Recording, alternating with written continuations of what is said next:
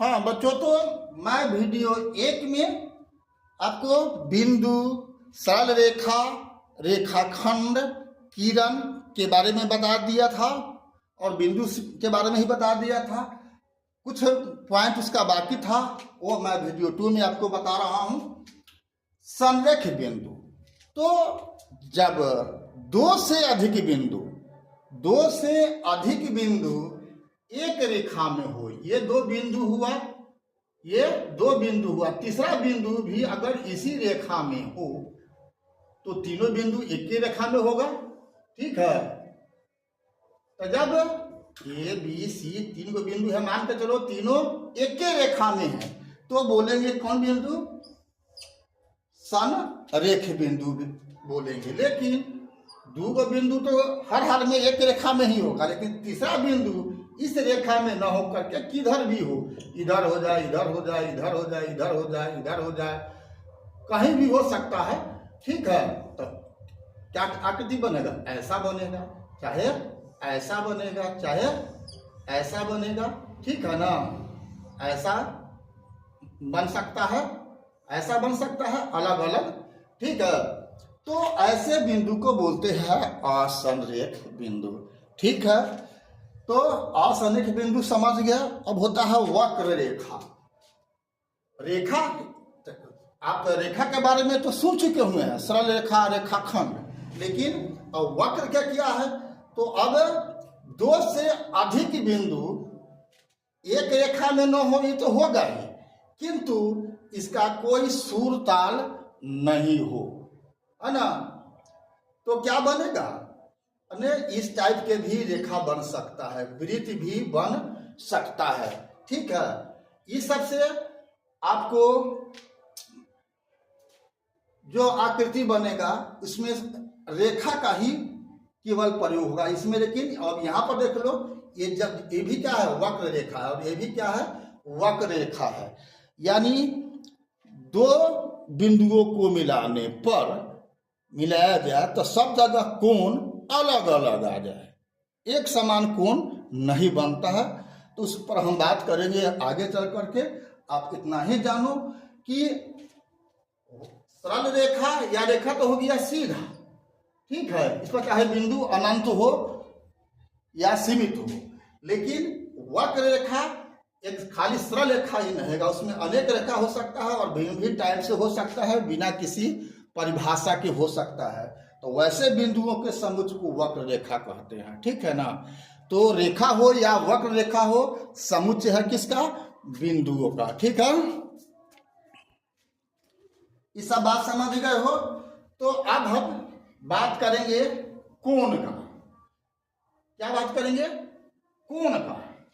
कोण क्या होता है? तो कोण का संकेत यही होता है ना, एल नहीं कहते हैं, एन जैसा कहो, यानी दो ठो किरण आके मिल जाना। तो कोण जो है, अब दो टाइप का हुआ है, अंदर वाला भी कोण होता है और बाहर वाला भी कोण होता है। ठीक है, तो इस दो ठो किरण, इसको मान के चलो कि किरण है, कि क्या था? ये किरण था, है ना। यहां पर दोनों का छोर बिंदु है, ये है बी। ठीक है, तो जब दो किरण का छोर बिंदु का मतलब हो जाएगा, यहां पर ये कहलाता है शीर्ष बिंदु। क्या कहलाता है? शीर्ष बिंदु कहलाता है। ठीक है, ये दो ठो किरण हुआ और उसका शीर्ष बिंदु एक ही हो, यानी छोर बिंदु एक ही हो, तो उन दोनों के द्वारा अंतरित या अंतरित या अंतरित क्षेत्र को ही हम कोण कहते हैं। मतलब एक भाग तो ये हो गया और दूसरा भाग ये हुआ, ये भी कोण है। ठीक है, ये तो कोण का निरूपण हम लोग एक बिंदु से भी करते हैं और 3 बिंदु से भी करते हैं, तो उस पर हम बाद में चर्चा करेंगे। अभी समझो कि कोण कहते किसको हैं। ठीक है, तो परिभाषा को लिखना हो तो दो किरणों के शीर्ष बिंदु जब एक हो तो उन किरणों द्वारा अंतरित या बहिर्अंतरित ठीक है ना। क्षेत्र को ही हम क्या कहते हैं, कोण कहते हैं। तो किसी एक बिंदु पर कुल कितने का कोण बनता है, 360 डिग्री। कितने का बनता है, इस बिंदु पर अगर पूरा कोण ले लेगा, ये सेंटर हो गया घड़ी का मानो, तो पूरा एक चक्कर लगा देता है तो 360 का कोण बनता है। ये बात याद रखना, परीक्षा में पूछता है एक बिंदु पर कुल कितने कोण बनते हैं, तो 360 डिग्री। ठीक है, ये बात याद रखना है। कौन समझ गया। तो अब आते हैं कोण कै प्रकार का होता है, कोणों का प्रकार, कोणों का प्रकार के बारे में मैं आपको बताऊंगा। हाँ तो बच्चों, हम कोणों के प्रकार की बात कर रहे हैं। तो कोण मोटा मोटी अभी और भी प्रकार होता है, लेकिन यहाँ अब एक कोण की बात करेंगे। तो एक कोण कैसा कैसे का कोण होता है, तो शून्य कोण। शून्य का कोण का मतलब जब किसी कोण की माप 0 डिग्री हो, ये रेखा हुआ ऐसी पर फिर डबल रेखा चल जाएगा, तो दोनों का बीच का डिग्री अगर नापेगा तो 0 मिलेगा। जब कोण की माप 0 डिग्री हो तो बोलते हैं शून्य कोण। और जब कोण की माप 0 डिग्री से बड़ा और 90 से छोटा हो तो उसे बोलते हैं न्यून कोण। ठीक है, जब कोण का मान नाप कितना हो, 0 डिग्री से बड़ा और 90 से छोटा हो तो बोलेंगे क्या कोण, न्यून कोण। लेकिन जब कोण का माप 90 डिग्री हो तो उसे बोलेंगे समकोण। ठीक है, ये हो गया 90, ये हो गया 0 से बड़ा किंतु 90 डिग्री से छोटा। यहाँ पर हो गया 0 डिग्री।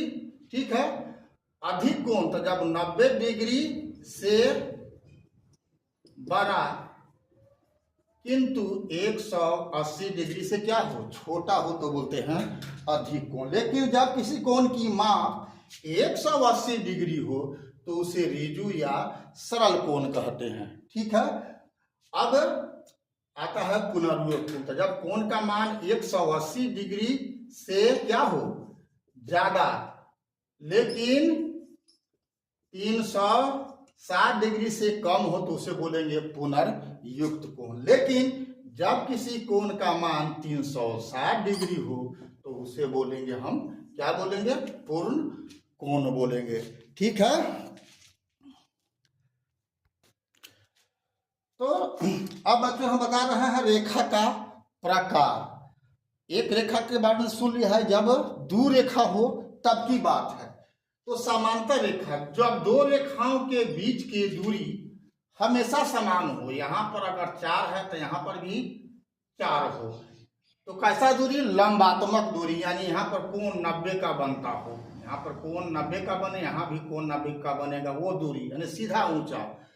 कहीं भी दो रेखाओं के बीच की दूरी एकदम बराबर हो तो उसे बोलेंगे समांतर रेखा। अगर ऐसा न हो, इस टाइप का हो तो क्या बोलेंगे, असमांतर रेखा। प्रतिच्छेदी रेखा क्या होता है, जब दो रेखा एक दूसरे को किसी न किसी बिंदु पर काटता हो तो उसे बोलेंगे प्रतिच्छेदी रेखा। संपाती या आश्रित, जब ये रेखा है और दूसरा रेखा भी इसी पर हो, मान के चलो ए बी, या फिर हम ले रहे हैं मान के चलो सी डी, दोनों रेखा यही है तो बोलेंगे संपाती या आश्रित रेखा। लंब रेखाखंड टी जैसा होगा, ऐसा हो या इस टाइप सा हो, या हम ऐसा लिखिएगा टी टाइप का। तो एक दूसरे पर लंब, इस पर ये लंब है या इस पर ये लंब है, तो लंब का मतलब होता है 90 डिग्री। जब दो रेखाओं के बीच का कोण 90 डिग्री हो तो उसे बोलते हैं लंब रेखाखंड। ठीक है, ऐसा बात याद रहेगा। तो हम आगे फिर मिलते हैं अगला वीडियो में। अगर आप BKR Kushwaha profile Facebook Instagram पर फॉलो नहीं किया है तो फॉलो कर देना है, और यूट्यूब पर सब्सक्राइब कर देना है। ठीक है, लाइक शेयर कमेंट तो बनता ही है। किसी भी गणित के विषय में आप अपने आप को कमजोर मत मानो, मैं आपका हर कमजोरी दूर कर दूंगा, बशर्ते कि आप मेरा एक एक वीडियो आप देखते रहो। हम मैथ का ट्रिक सिखाएंगे बाद में, लेकिन यही सब ट्रिक है, ये सब चीज़ आप जानोगे बेसिक तब वहीं काम में आएगा। ठीक है, तो फिर मिलते हैं हम अगला वीडियो में, तब तक के लिए जय हिंद, जय जगत, जय भारत।